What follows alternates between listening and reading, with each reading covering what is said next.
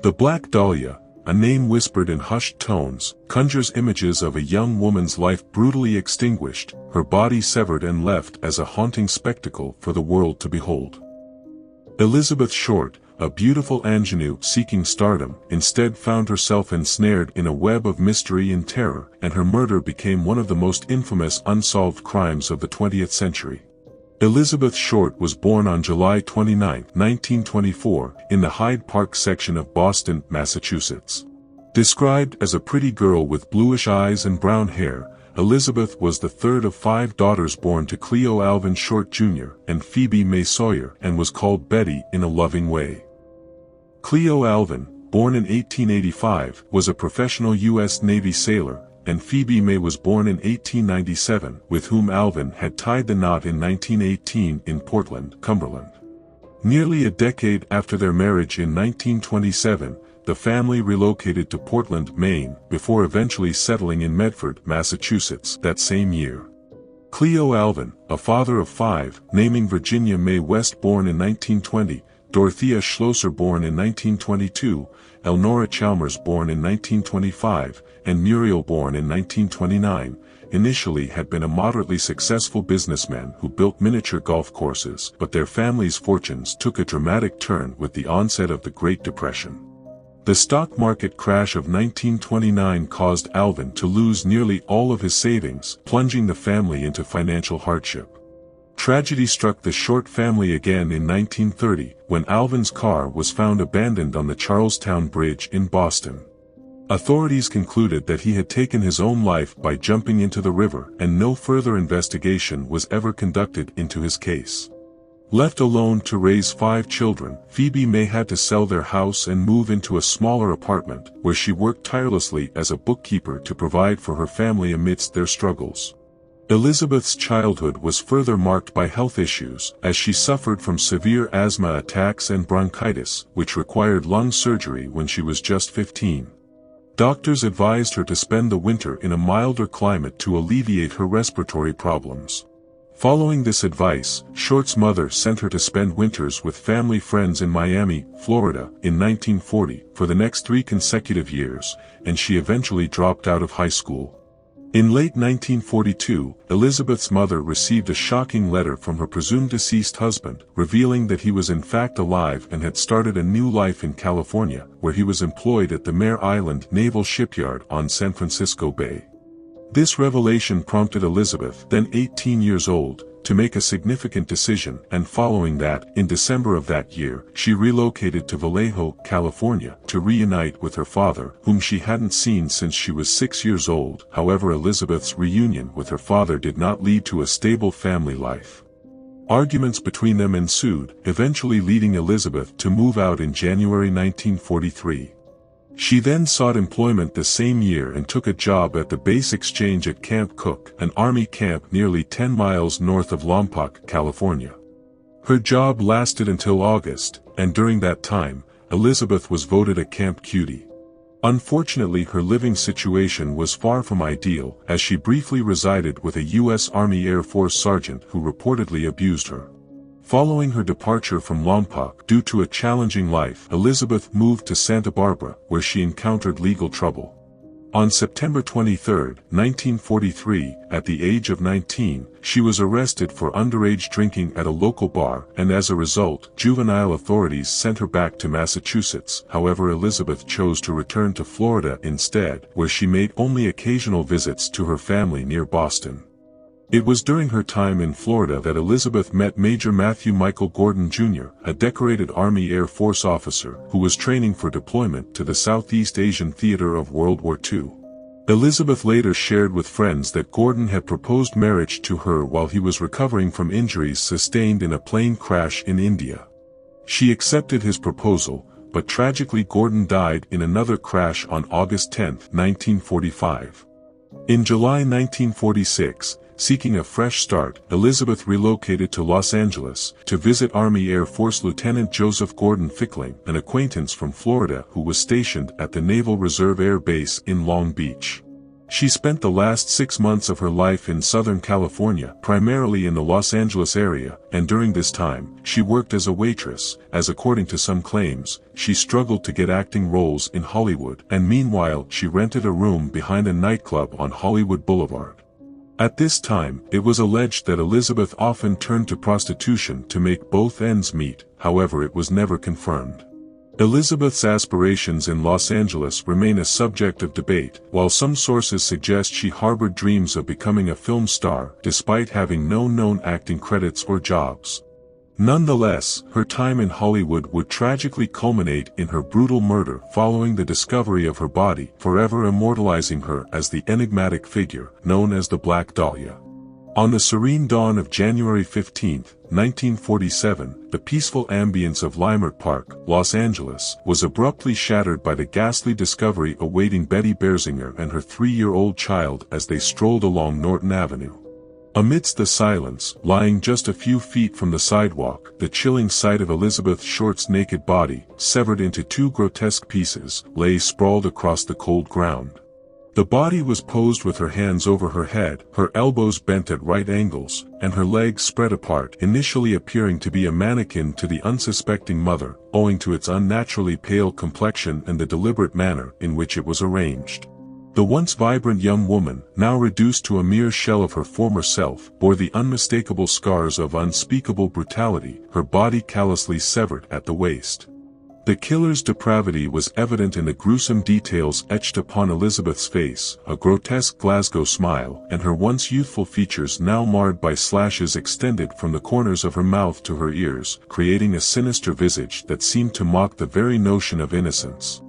Every inch of Short's body bore the scars of the relentless onslaught, with deep gashes cruelly marring her thighs and breasts where flesh had been callously torn away. The scene was one of unbridled savagery, with the lower half of her body callously discarded, lying a foot away from the upper torso, while her intestines were neatly tucked beneath her buttocks, a chilling tableau of violence and degradation that defied comprehension. In addition to dissecting and mutilating her body, Elizabeth's killer had drained her corpse of blood and scrubbed it clean. Upon encountering the horrifying sight, the woman immediately looked for authorities to seek help, and among the first responders was American journalist and Los Angeles Herald-Express reporter Aggie Underwood, who wasted no time in capturing the harrowing scene through her lens, immortalizing the horror for posterity. Meanwhile, diligent detectives meticulously combed the area surrounding Elizabeth's mutilated body, and their efforts were rewarded with the discovery of a heel print imprinted on the ground. Near the murder scene, amidst the eerie stillness of the crime scene, a chilling sight awaited them, a cement sack ominously harboring watery blood. Despite the severely mutilated body, there was no blood anywhere, suggesting that the body had been thoroughly cleaned and bathed before being positioned at that spot on Norton Avenue.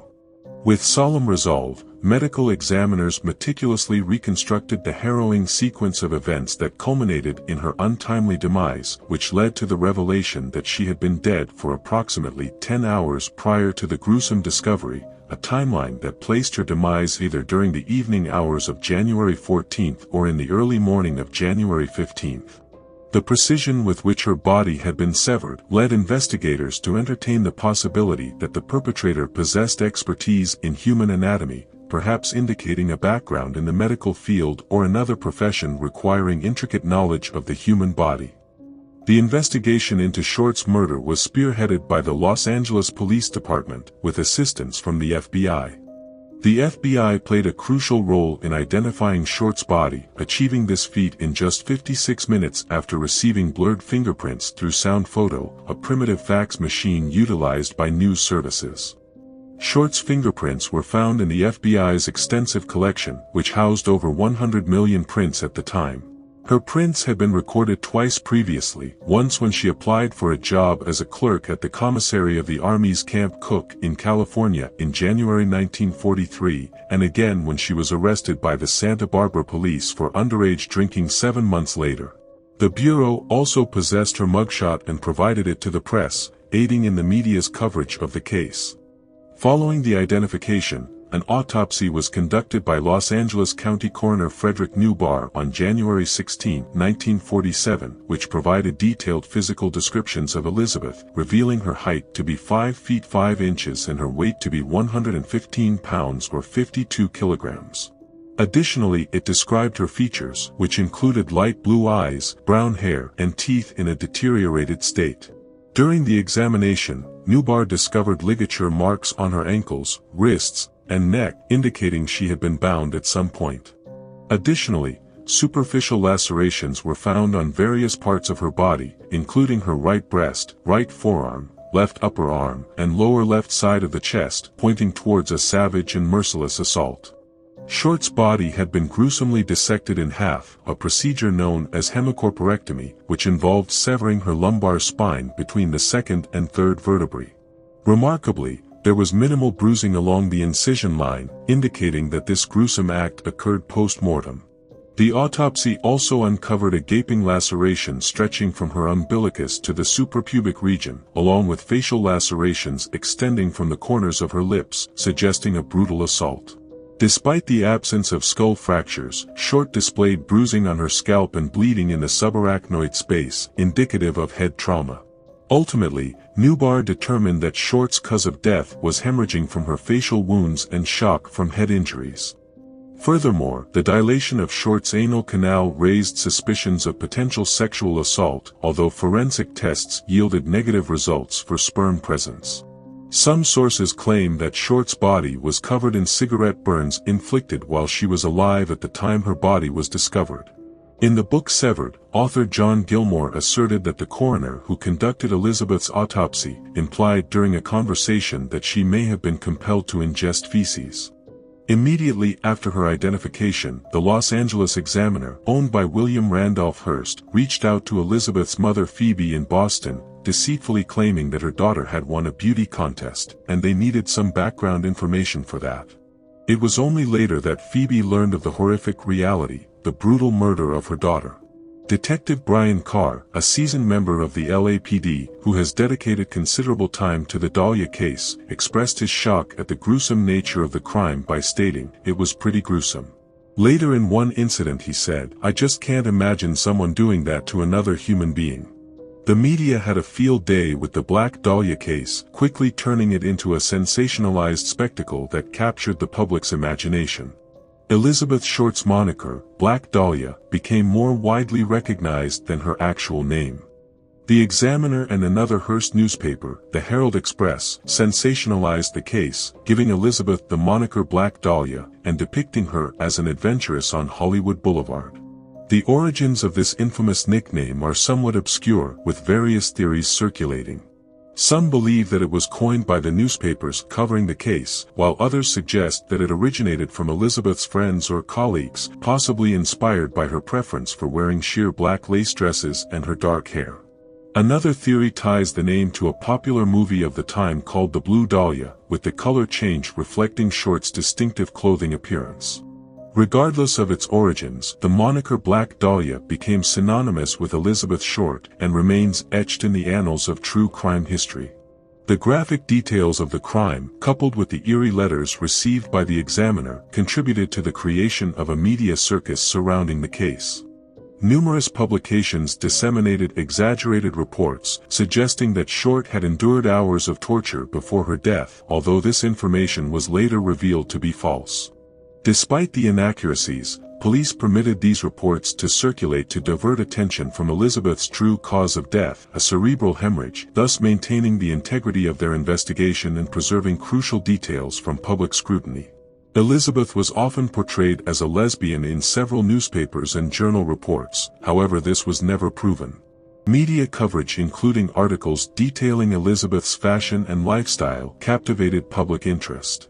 Criticism arose over the newspaper's exploitative tactics, with some reports categorizing the murder as a sex fiend slaying.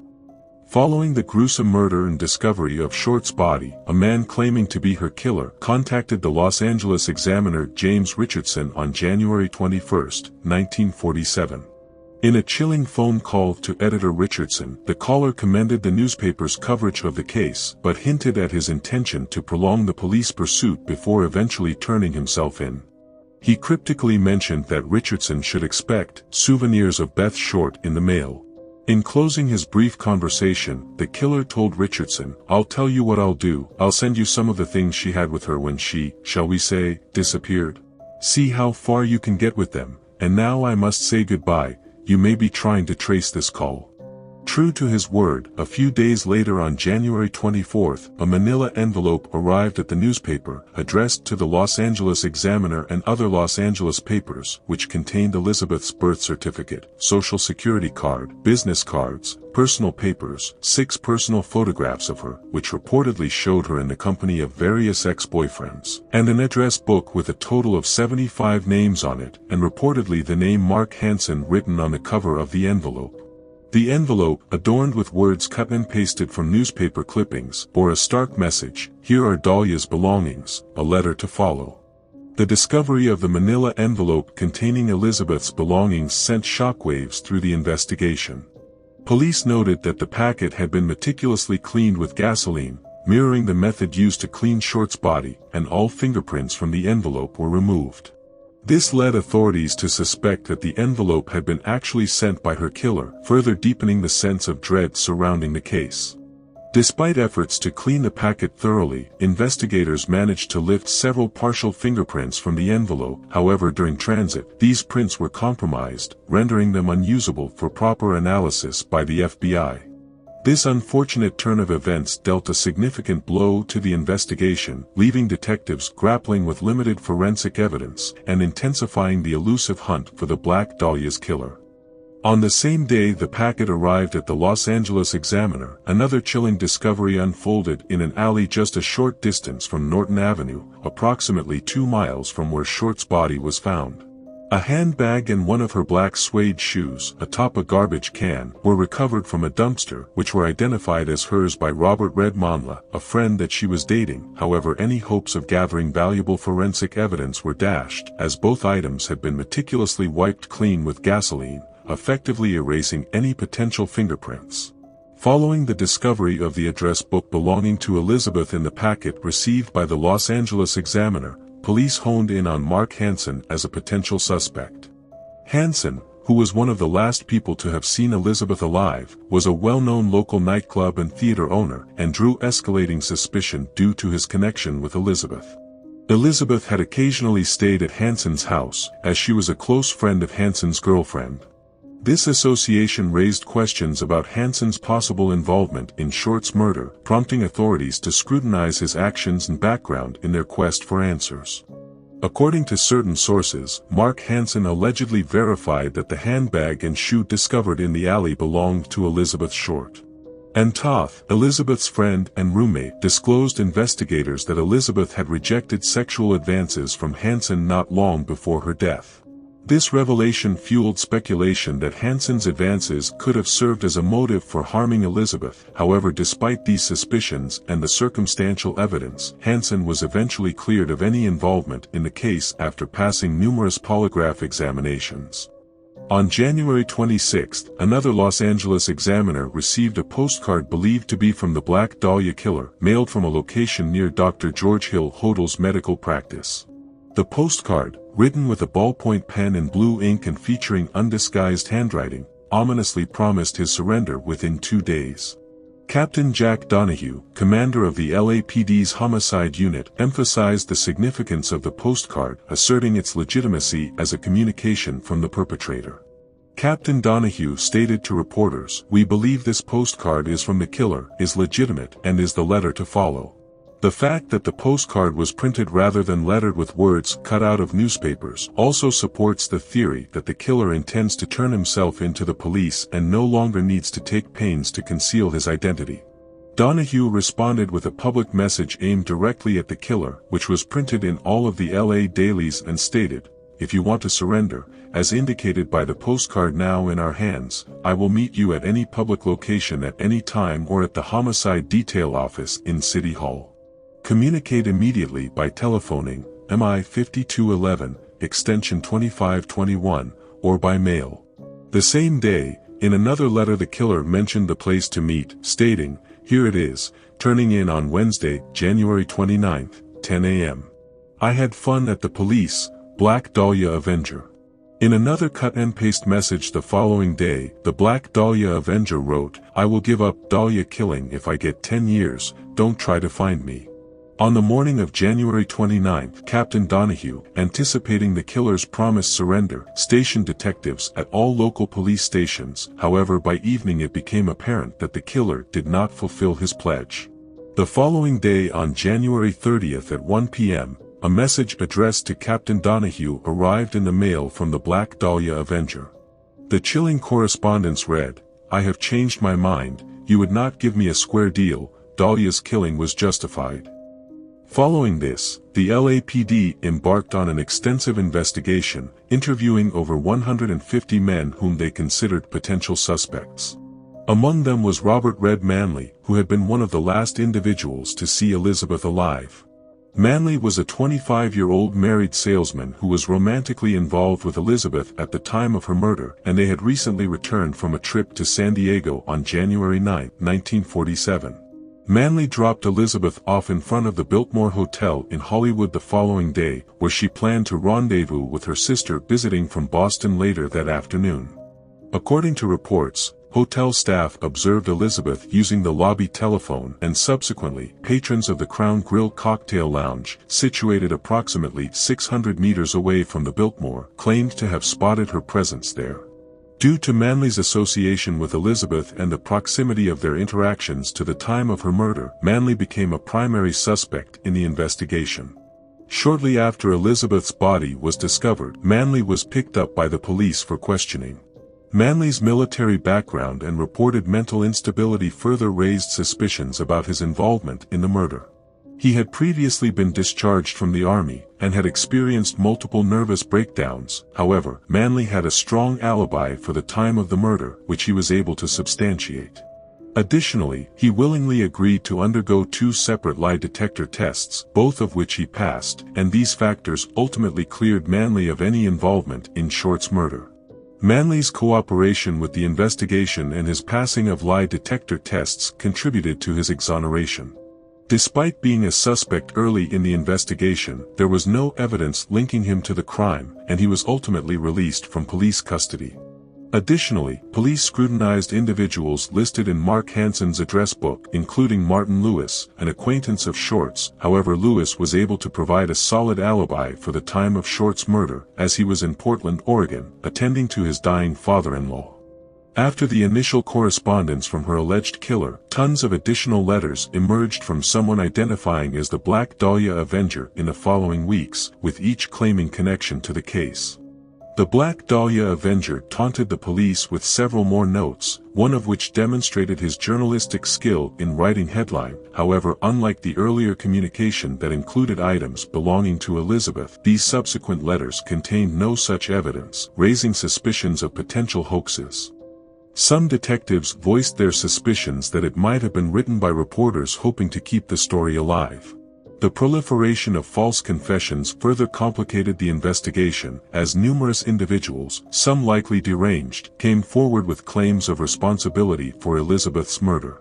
These false leads consumed valuable police resources and time, diverting attention away from genuine avenues of inquiry and contributing to the enduring mystery surrounding the identity of the true perpetrator.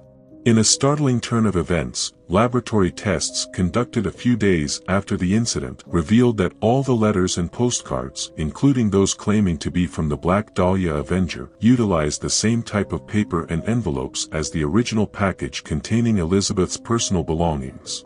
This discovery sent shockwaves through the authorities and investigators, compelling them to reassess their initial assumptions.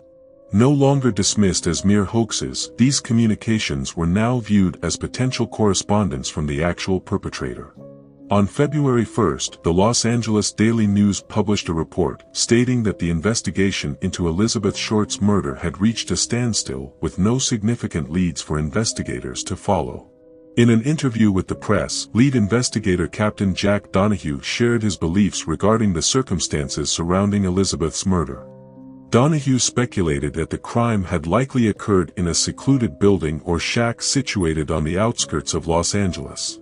According to Donahue, Elizabeth's body was then transported into the city, where it was ultimately disposed of. The LAPD pursued the theory that the perpetrator might have possessed medical expertise, given the precision of the cuts and dissection evident in her body.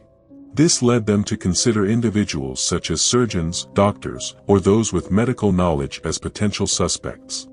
In a proactive move, the LAPD served a warrant to the University of Southern California Medical School in mid-February 1947.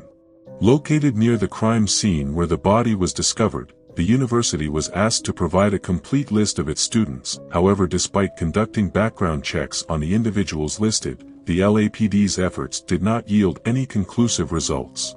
Yet despite the lack of progress, the Los Angeles Examiner persisted in covering the case extensively, as marked by the words of Carr. Early on, I think for 2 months it was front-page news in all the local papers every day.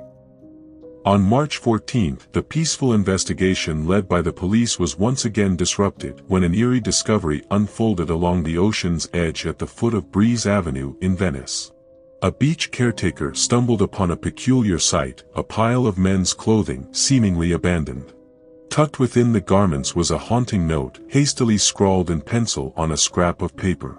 The message addressed, "To whom it may concern, confessed to waiting for the police to capture the perpetrator of the Black Dahlia killing, only to express remorse for being too cowardly to surrender." The writer wrote, "I have waited for the police to capture me for the Black Dahlia killing, but I have not. I am too much of a coward to turn myself in, so this is the best way out for me. I couldn't help myself with that or this. Sorry, Mary." Upon receiving word of the finding, lifeguard Captain John Dillon promptly alerted Captain L.E. Christensen of the West Los Angeles Police Station. The assortment of clothing, including a blue herringbone tweed coat and trousers, a brown and white t-shirt, white jockey shorts, tan socks, and tan moccasin leisure shoes, unfortunately could provide no immediate clues to the identity of their owner, but just further deepened the mystery.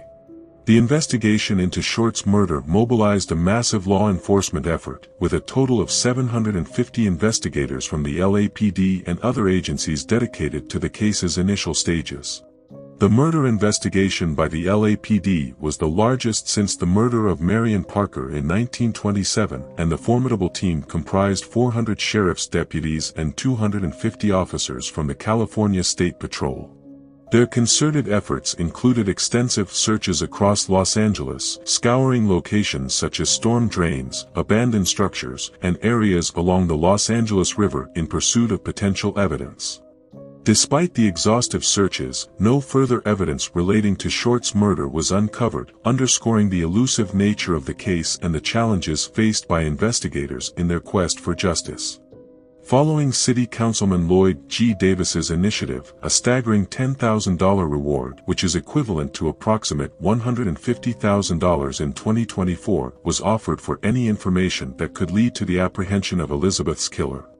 This substantial reward prompted more than 60 individuals, mostly men, to come forward with confessions, each claiming responsibility for the heinous crime. As time passed, the number of confessions eventually mounted to over 500. However, the vast majority of these confessions were quickly dismissed by police as false, with investigators discerning that many were motivated by attention-seeking or other ulterior motives. As a result, several individuals who made false confessions found themselves facing charges of obstruction of justice.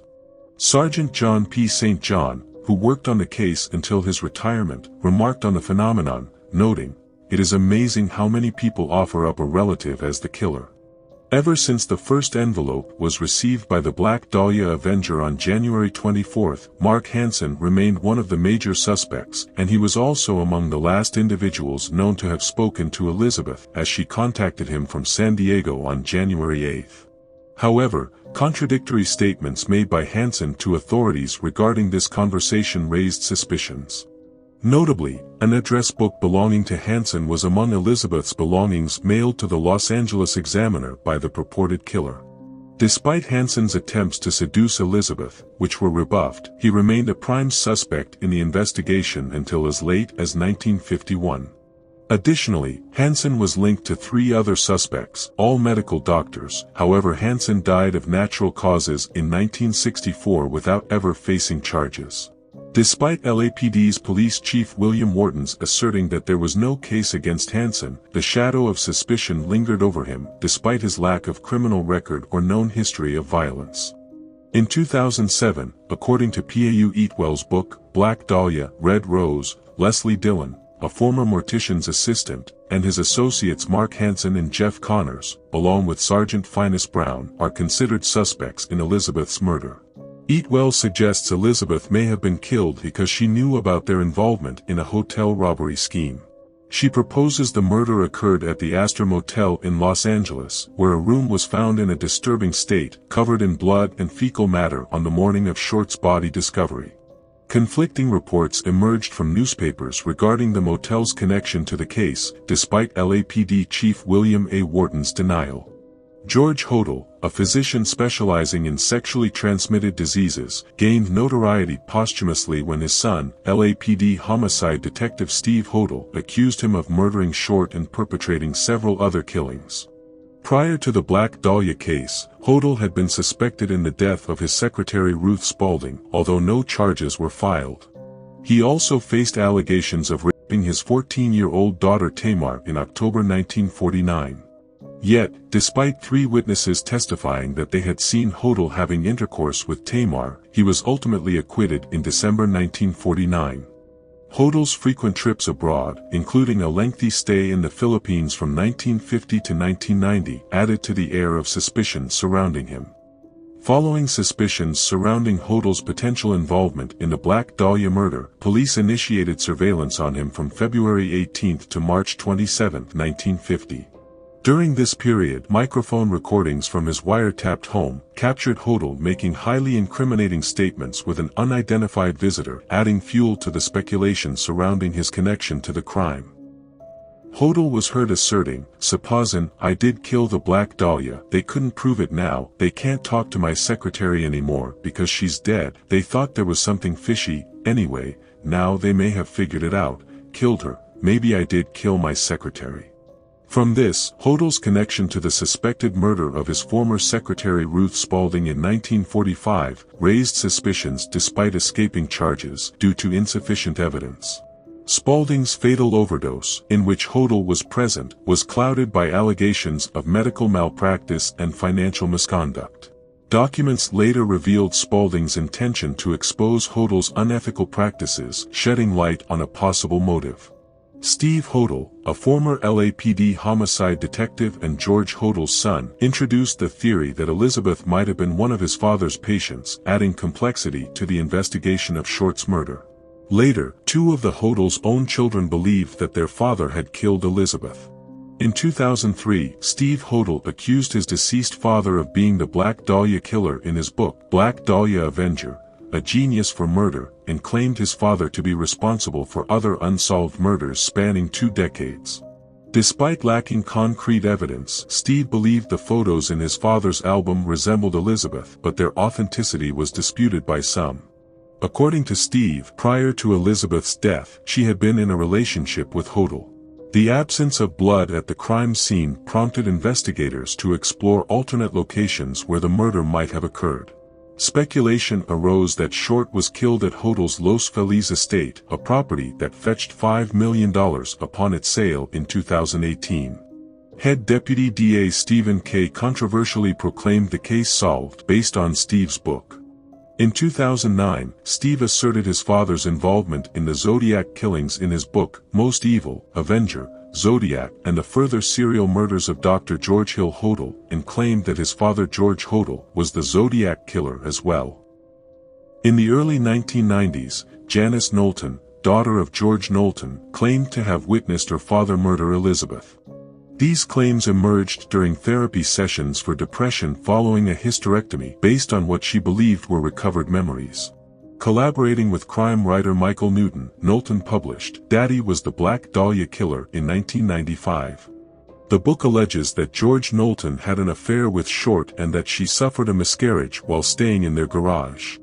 According to Knowlton's account, Elizabeth worked as a sex worker and was involved in child trafficking, and her father George Knowlton murdered Elizabeth in the garage, dismembering her in the sink, and then coerced her at the age of 10 to accompany him in disposing of the body. Knowlton further asserted that she was sold into a Pasadena satanic sex cult as a child prostitute on Halloween 1946 when she was just 9 years old. However, Jolene Emerson, Knowlton's stepsister, denounced the book as trash and stated she believed it, but it wasn't reality.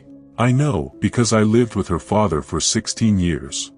While many detectives started believing the once unsolved case to have been solved, Detective Jigsaw John stated, "We have a lot of people offering up their fathers and various relatives as the Black Dahlia killer. The things that she is saying are not consistent with the facts of the case." While the majority of suspects in the Black Dahlia case were men, authorities did not dismiss the possibility of a female perpetrator. One theory suggested that because Elizabeth had checked her luggage, including her clothing and cosmetics a week before her death, she must have been staying with another woman who provided her with essentials during that time. Another theory proposes that the assailant may have dismembered Elizabeth's body because they lacked the strength to move it into one piece. Interestingly, one of the initial confessions came from a WAC sergeant stationed in San Diego. Although authorities investigated the confession, they ultimately found it to be baseless. Elizabeth Short was laid to rest at Mountain View Cemetery in Oakland. Following her tragic death, her mother Phoebe moved to Oakland to be close to her daughter's grave, and she remained there until the 1970s before returning to the East Coast, where she lived until her passing in 1992 at the age of 90. Just 2 weeks after Short's murder, the case spurred Republican State Assemblyman C. Don Field to introduce legislation advocating for the establishment of a sex offender registry. This bill led California to become the first state in the United States to mandate the registration of sex offenders. Elizabeth Short's life and tragic end have served as inspiration for various literary works, among which James Ellroy's 1987 novel, The Black Dahlia, stands out, and the novel was later adapted into a 2006 film directed by Brian De Palma. Her case has been depicted in the 1975 TV film, Who is the Black Dahlia, and several other drama serials. For over 7 decades, the chilling specter of Elizabeth Short's murder has haunted the collective consciousness, cementing its place as one of the most notorious and culturally resonant crimes in American history. Time magazine's recognition of the case among the world's most infamous unsolved mysteries underscores its enduring intrigue and impact. As in the words of Carr, the case itself took on a life of its own. Despite sparking one of the largest investigations in history, with authorities leaving no stone unturned, the perpetrator behind the gruesome demise of Elizabeth Short continues to evade justice.